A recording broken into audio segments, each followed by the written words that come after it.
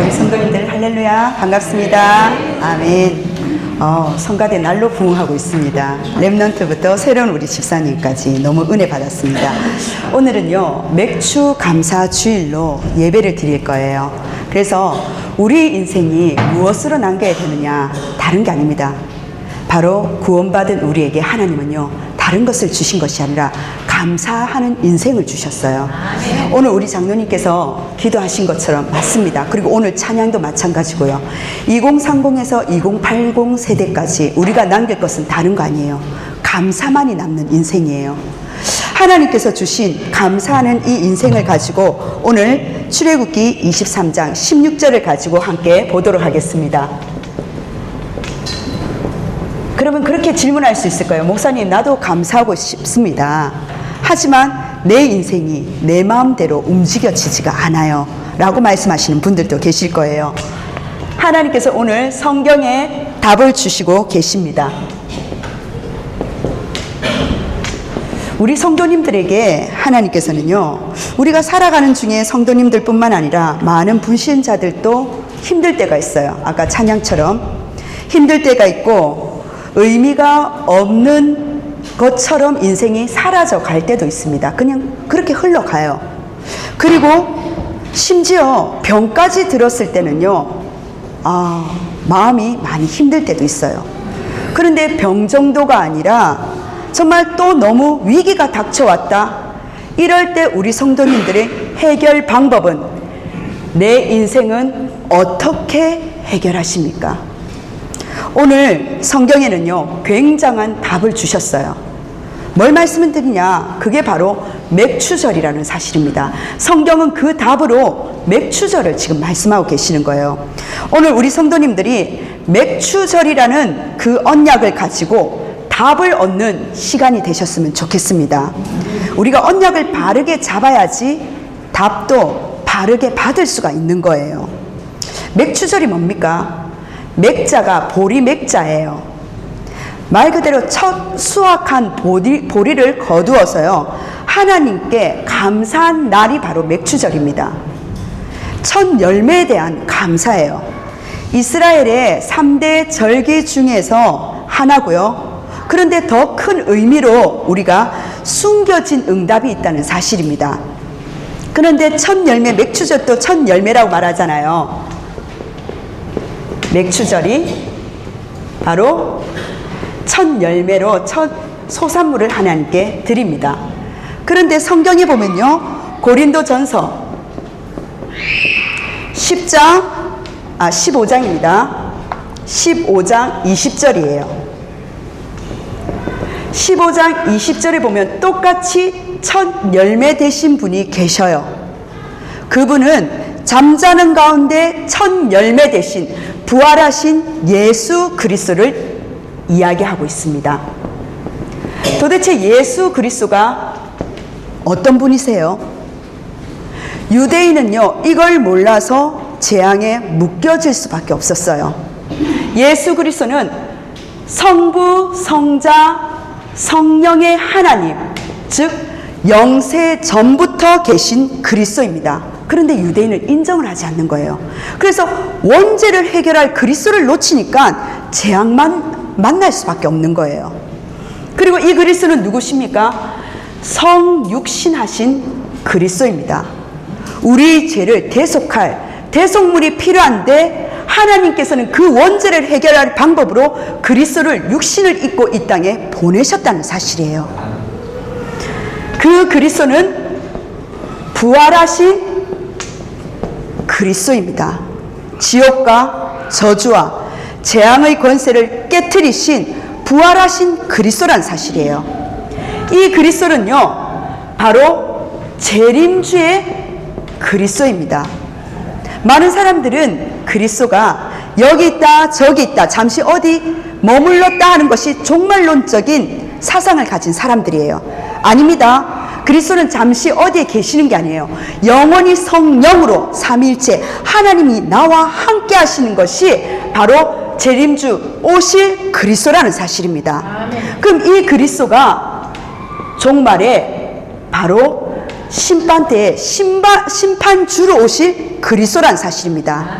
유대인들은요, 이 그리스도가 성부, 성자, 성령의 하나님이신 그리스도가 믿어지지 않기 때문에 재앙을 맞고 멸망받을 수밖에 없었다는 사실입니다. 그리스도를 몰라서가 아니에요. 그리스도가 바로 원죄를 해결하셨다는 사실입니다. 누구나 원죄를 비켜갈 수가 없어요. 아무리 훌륭해도, 아무리 엘리트라 할지라도, 아무리 경제가 부한다 할지라도 원죄 앞에는 해결할 인물이 아무도 없기 때문에 하나님은 당신 자신이 그리스도를 이 땅에 보내셨다는 사실입니다. 자, 첫 열매이신, 잠자는 가운데 첫 열매 되신 예수 그리스도를 붙잡고 우리가 어떤 말씀을 봐야 되냐면, 이스라엘 민족을 하나님께서는요, 어린 양의 그 피를 바르는 날, 즉 흑암에서 건져내셨다라고 말씀을 하셨습니다. 그날을 유월절이라고 이야기하죠. 바로 유월절을 통해서 하나님은요, 구원을 일으키셨습니다. 원죄를, 그 문제를 가져다주는 사단을 꺾으신 거예요. 그리고 광야에 가는데 사람들은 말합니다. 저 광야에 가더라도 다 죽는 인생이라고. 죽는데 뭡니까? 50일 만에 첫 곡식을 거두는 거예요. 그게 바로 오순절이요, 맥추절이요, 똑같은 단어입니다. 그런데 거기서 끝나는 것이 아니라 하나님은 뭘 말씀을 하시느냐? 다 죽는다고 봤는데 광야에서 이제는 가나안 땅까지 입성하게 되는 거예요. 안 죽고 살아서 가나안 땅까지 들어가게 됩니다. 그것을, 미래를 이야기하는 것을 보고, 천국을 의미하는 것을 보고 뭐냐? 바로 수장절이라고 이야기를 하는 거예요. 어떻게 보면 구원받은 그 유월절에서 수장절의 다리 역할이 바로 오순절이요, 맥추절입니다. 우리 인생이 광야 같단 말이에요. 광야 같은 인생 속에서 하나님은 답을 뭐라고요? 맥추절의 축복, 오순절의 축복의 언약을 주셨다는 사실입니다. 우리 성도님들, 이 세절기의 의미는요, 너무나 중요한 의미고, 우리에게 영적으로 하나님 정확한 의미를 가지고 언약을 붙잡는 날이 되시기를 주 예수 그리스도로 축복합니다. 아멘. 그렇다면 본론입니다. 본론의 첫 번째입니다. 우리가 누려야 될 첫 번째 감사가 뭐냐? 구원에 대한 감사예요.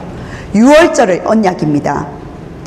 구원에 대한 이 감사는 하나님의 주신 복음의 이 능력을 각인한, 많이 아닙니다. 바로 한 사람이 바로 나인 거예요. 하나님은 지금도 복음의 능력에 각인된 그 한 사람을 찾고 계시고 각인시키고 계십니다. 그래서 우리가 구원에 대해서 감사할 수밖에 없는 거예요. 진심으로 어떻게 감사합니까? 하나님이 주신 그 축복을 찾고 누릴 수 있는 거예요. 그렇다면 렘넌트 7명 중에 3명을 예를 들어보면요, 특징이 뭐냐? 구원에 대한 감사가 바로 함께입니다. 하나님이 나와 함께 하시는 거예요. 오지 속에 있어도, 어떠한 현장 속에서도 함께의 비밀입니다. 창세기 39장 2절에서 6절 요셉 이야기입니다. 요셉은요, 이렇게 고백합니다. 여호와께서 나와 함께 계시기 때문에. 이게 포인트였어요. 왕 앞에 서도, 원수인 형들 앞에 서도 항상 이 고백이 중심 있게 나온 거예요. 구원에 대한 감사가 있었단 말이에요.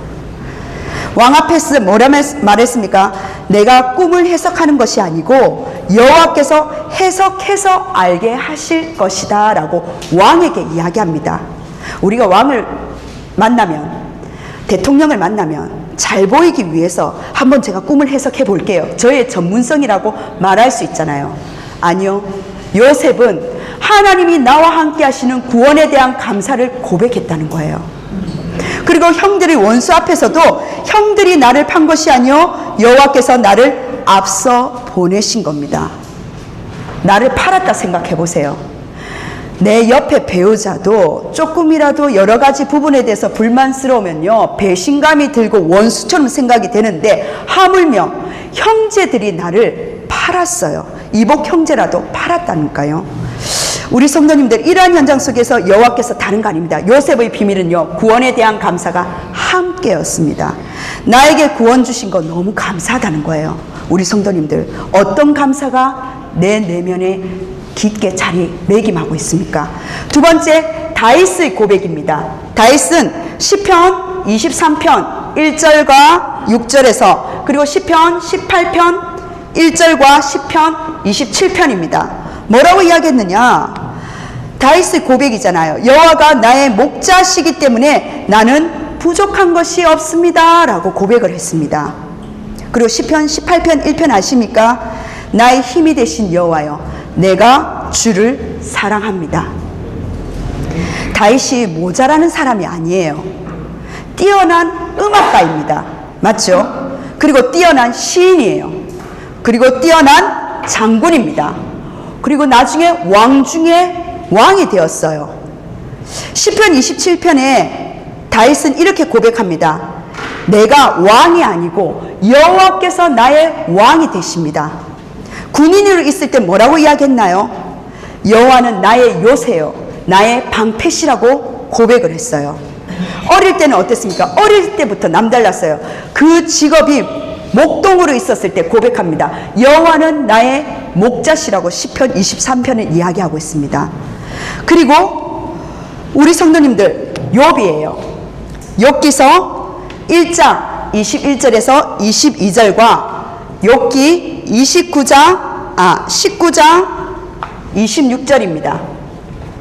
19장 26절과 그리고 20장 10절에서 14절이에요.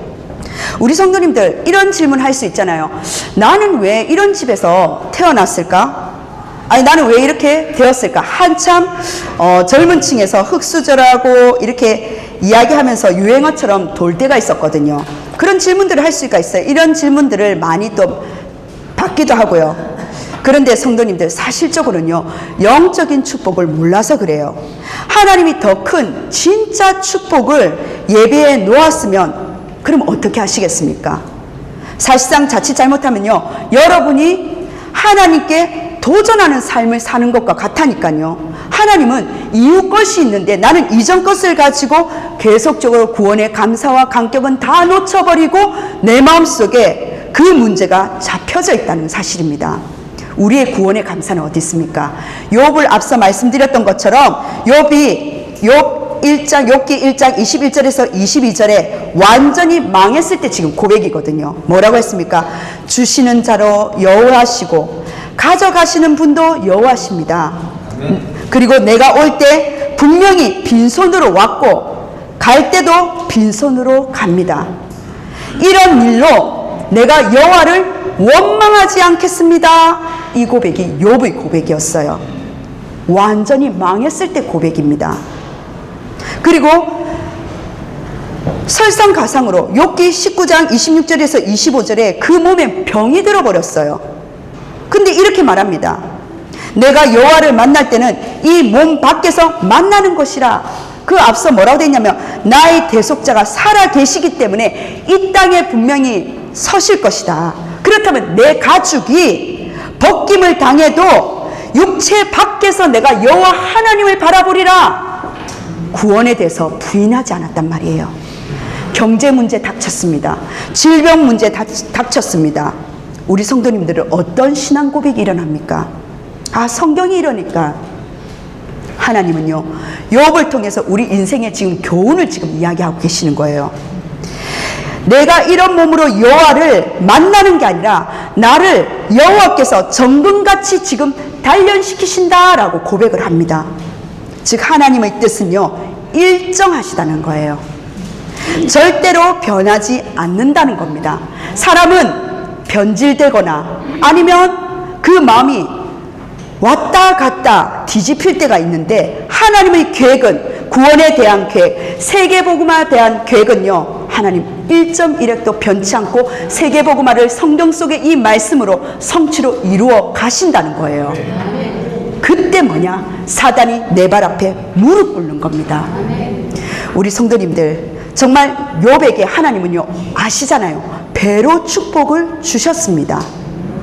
이게 단순히 내가 참았더니, 욥이 참았더니 하나님이 축복 주셨다. 지금 그 말이 아니잖아요. 우리를 인내를 시험하시는 게 아니잖아요.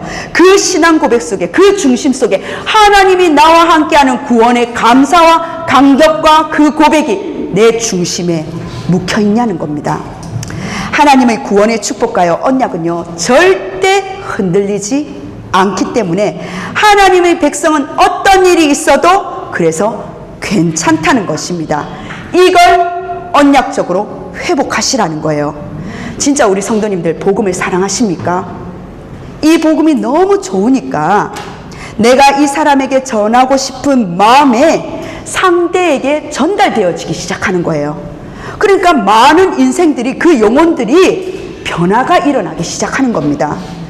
구원받은 이 어마어마한 이 축복, 이 비밀, 날마다 하나님께 감사하시는 우리 성도님들과 렘넌트들이 되시길 주 예수 그리스도로 축복합니다. 아멘. 그렇다면 이 맥주절을 통해서 하나님 6월절을 통한 구원의 감사의 그 의미를 가지고 두 번째 바로 맥주 감사 주일입니다. 맥주절이라기도 하고요. 그리고 오순절이라는 말로 똑같은 말입니다.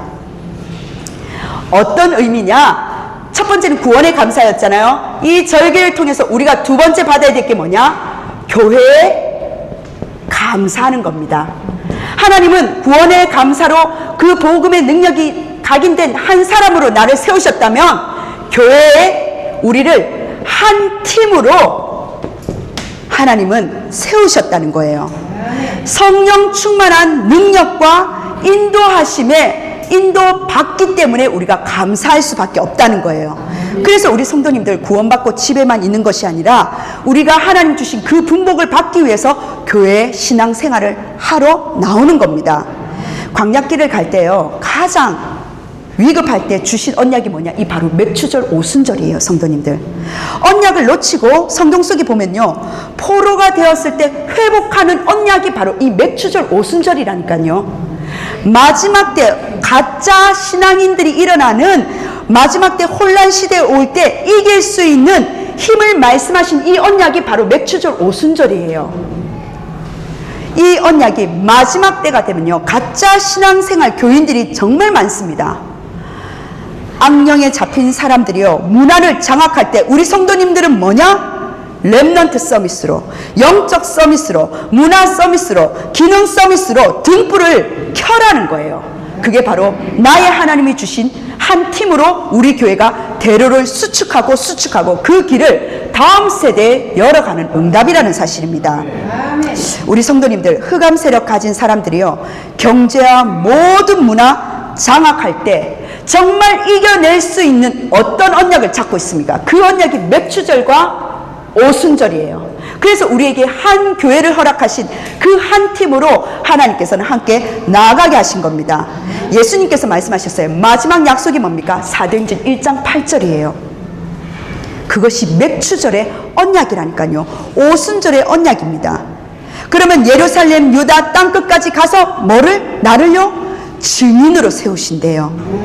하나님의 권능으로, 하나님의 능력으로 나는 아무것도 할 수 없는데 하나님 증인의 자리로 세우신다는 거예요. 이 언약이 마가 다락방에 임한 것이 사도행전 2장 1절이라는 사실입니다.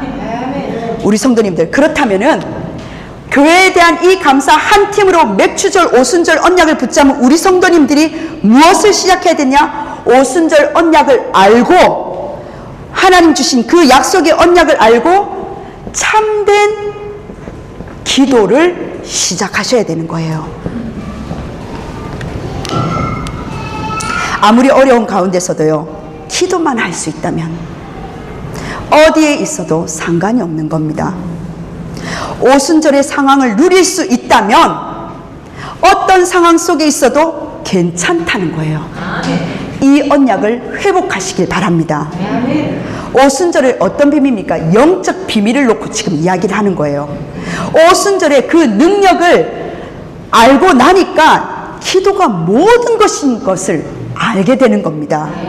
기도가 나의 삶을, 기도를 통해서 나의 삶이 인도가 되고 기도가 나의 체질이 되는 거예요. 우리 성도님들 정말 이 축복을 지금부터 체험해 보시길 바랍니다. 마태복음 6장 33절에 그렇게 말하고 있어요. 너희는 먼저 그의 나라와 그의 의를 구하라. 하나님 나라와 하나님의 의를 구하는 것이 바로 교회에 대한 감사입니다. 그리하면 이 모든 것, 네가 지금 필요한 거 뭔지 알아. 세상에 필요한 거 뭔지 알아. 너희에게 더하여 주시리라. 이것이 이미 오순절 성령 충만함의 시작이라는 말씀이에요. 성령이 임하셨습니까? 능력이 임합니까? 사람의 말, 인정을 안 해주더라도 그게 그렇게 중요합니까? 그 인생이 내 인생을 대신 살아갑니까? 아니잖아요. 근데 우리는 왜 그 말에 많이 잡힐 때가 많아요? 성도님들, 오순절 성령의 능력으로 그 말에서도 해방받으시길 바랍니다. 오늘 여러분이 진짜 기도가 시작되시길 바랍니다. 여러분이 정말 하나님의 나라 그의 의가 임하도록 기도했을 때 그것을 보고 오순절이 임했다라고 이야기하는 거예요. 그럼 두 번째 뭐냐? 진정한 오순절의 그 언약의 능력을 체험하라는 겁니다. 이번 한 주간의 미션들이에요. 참된 하나님 구원의 감사 속에 참된 기도가 시작되었습니까? 하나님의 능력을 체험하는 하나님의 시간표와 그 때와 그 장소와 그 일을 주실 겁니다. 아멘. 이 오순절의 언약은요, 주님께서 약속하시고 주님께서 성취하신다는 거예요. 그것이 어디입니까? 바로 감람산의 언약이에요. 하나님 나라의 일, 40일 동안 하나님 유언으로 설명하셨던 그 일이 바로 그 말씀입니다. 마태복음 16장 20절에 주는 그리스도시요 살아계신 하나님의 아들이시란 참된 고백 속에 세 가지 축복을 주심에도 불구하고 예수님이 shut the mouth, 아무한테도 말하지 마. 왜요? 그리스도를 지식으로 아는 것이 중요한 것이 아니라 부활하신 그리스도를 그 능력을 체험했을 때에 하나님 땅끝의 하나님 주신 언약이 있기 때문입니다. 하나님께서 사도행전 1장 6절에서 7절 한 약속들이잖아요. 나라, 하나님 이 대한민국, 전 세계, 하나님 위기 걱정하지 말라는 겁니다.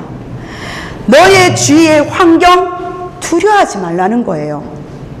사도행전 1장 8절에 오직 성령이 너에게 임하시면 뭐를 받는다고요? 증인이 먼저 중요한 게 아니에요.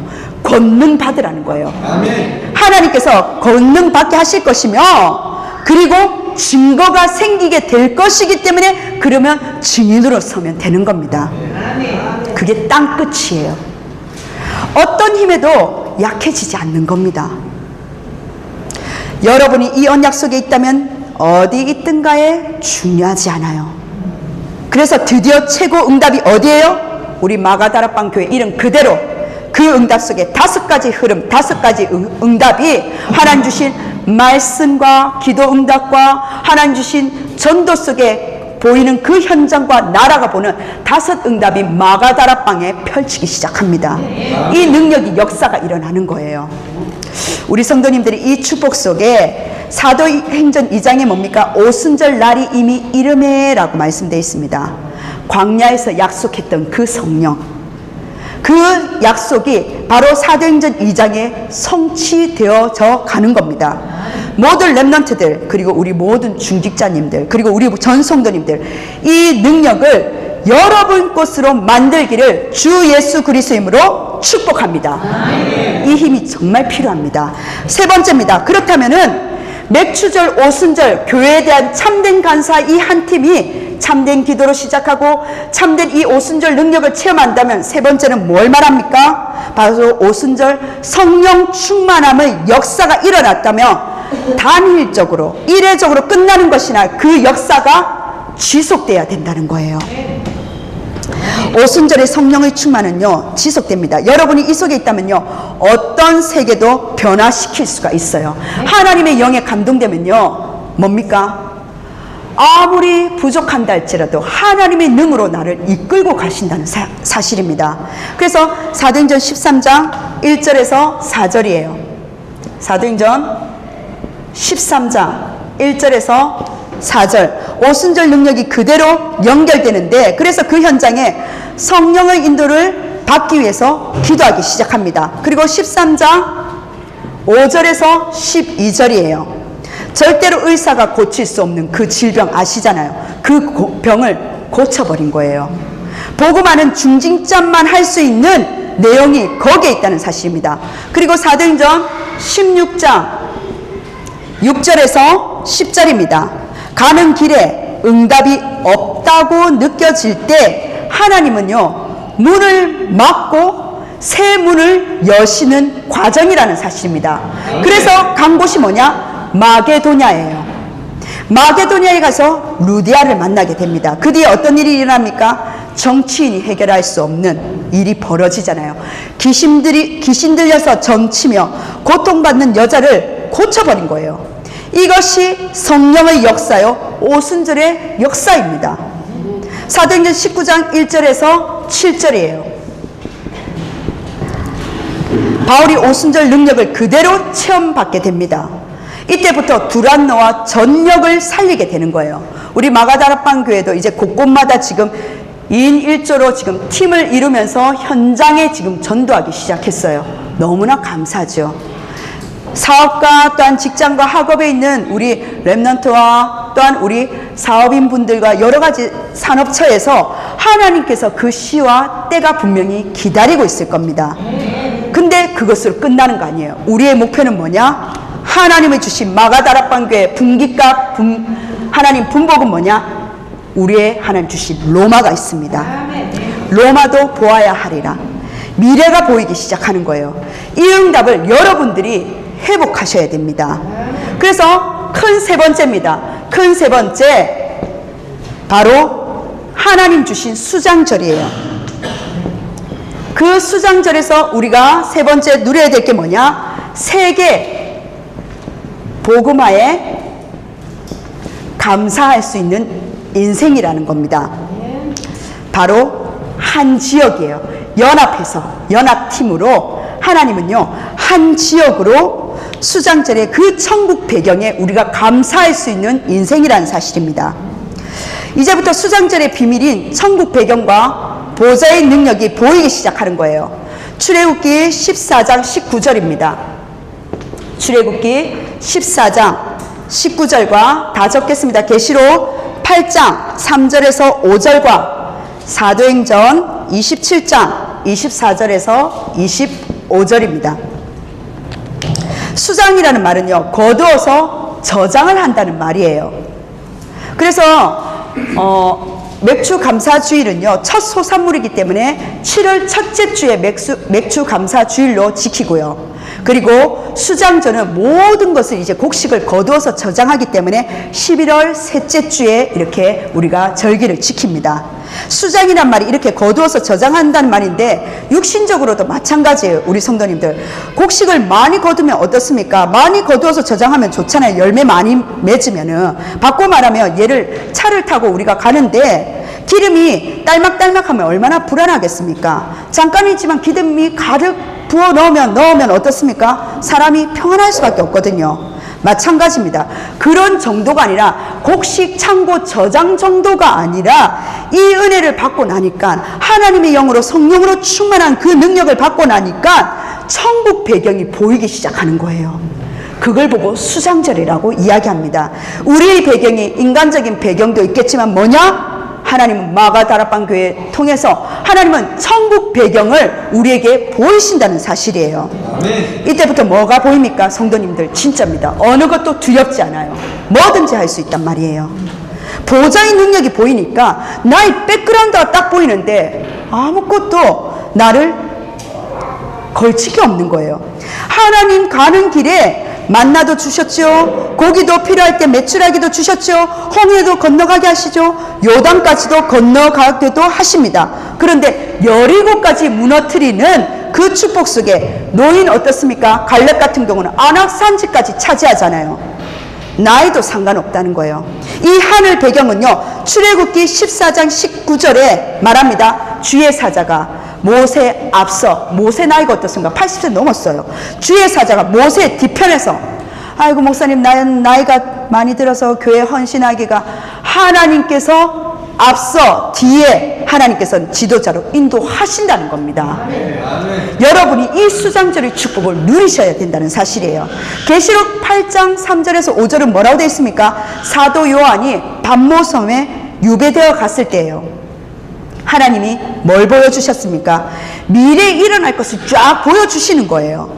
그러면서 딱 중요한 거 하나를 보여주셨는데, 여러분이 하는 모든 기도가 전부 하나님 앞에 그릇에 담긴다는 것을 보여주신 겁니다. 그게 바로 하늘의 배경이란 말이에요.